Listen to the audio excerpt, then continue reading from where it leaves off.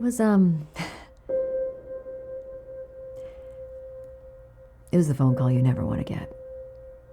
Our daughter, Kat, had been in a terrible car accident, and when we found out that she was partially paralyzed, we were devastated. I remember it was around 3 o'clock in the afternoon. I was picking up the kids from school, and my husband Jim called. So the first thing he asks me is, "Are you sitting down?" He told me he lost his job. A few months ago, I had to relocate for work. Then my car broke down. My husband and I just split up, and he was in charge of all of the bills. My business had 2 major contracts fall through, and suddenly I had major cash flow issues. I was forced to use credit cards just to survive. Eventually, I couldn't afford to stay ahead of the payments. I fell farther and farther behind, and I was so discouraged it felt like everything I worked for was slipping away. But we went right to work to make life as normal as possible for her. Tim took time off to make our house completely wheelchair friendly. He was out of work almost 3 months, and we ran up more than $40,000 in home improvement credit card charges. And pretty soon the bills were more than we could handle, and we just started to fall behind. First I thought it would be very temporary, so we didn't really cut back on our expenses. The kids were still going to their Little League practice, and we even bought a dog with our savings. Jim was still out of a job, and I had picked up some freelance work, but it wasn't enough to cover mortgage and groceries and car, all the important things. $45,000 in credit card debt.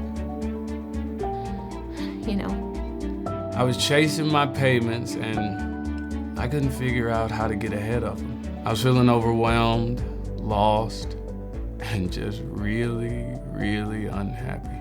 Overdue credit cards. That's where it all started. I didn't even realize that there was a problem. My debt got so bad, I was embarrassed to talk about it. Not even to friends or family, people that were closest to me. I tried to get a loan to pay the whole debt off, but the interest rate was too high. Eventually, my home went into foreclosure. That was the last straw. I felt like I'd let my wife and kids down, not to mention how I felt about myself. And it's even hard to describe to you all that was going on inside my mind. I was so much in debt.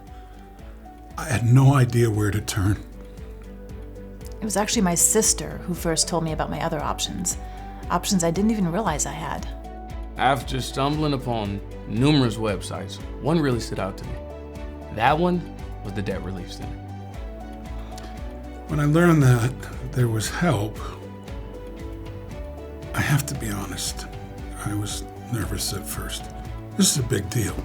I mean, we even thought about bankruptcy. But when we found out that there was a debt relief hardship program that we could qualify for, it was like this just huge weight had been lifted off our shoulders. And combining all of our high interest debt into one lower payment that we could handle, I mean, it just made all the difference for us. I didn't know much about it at all, but after just speaking on the phone, I knew it was the right path for us. I found out that I qualified for relief. I saw how much I could be saving each month and how much faster I could pay off my debts. Now I know that there's a light at the end of the tunnel, and I can plan for the future. I'm glad I didn't go with bankruptcy. I feel relieved. I feel good. It's been about 2 years to this day we spoke with a counselor. Now that is one phone call that I cherish. Things are back to normal now, and we learned so much. What I realized going through all of this is that it's so easy to get into debt and be stuck, just barely scraping by.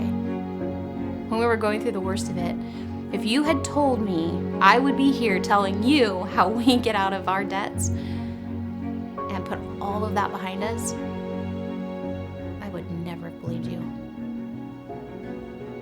But here we are today with huge weight off our shoulders. We are so happy we overcame our debt. It was like a huge weight was lifted off my shoulders. I said to myself, I'm seeing this all the way through. I'm getting out of this debt, and I got to tell you, it feels so good.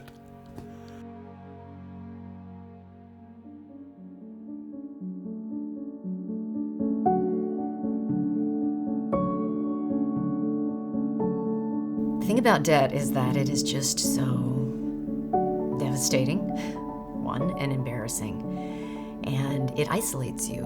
You know, you find yourself hiding. You are not just hiding from your friends and, your family, but sometimes, your coworkers, and then in some cases even creditors, like avoiding phone calls, avoiding emails, throwing bills in a drawer because you can't stand looking at them and they're there, and it's just this monster that's growing and growing and getting scarier and scarier and taking you over and trapping you.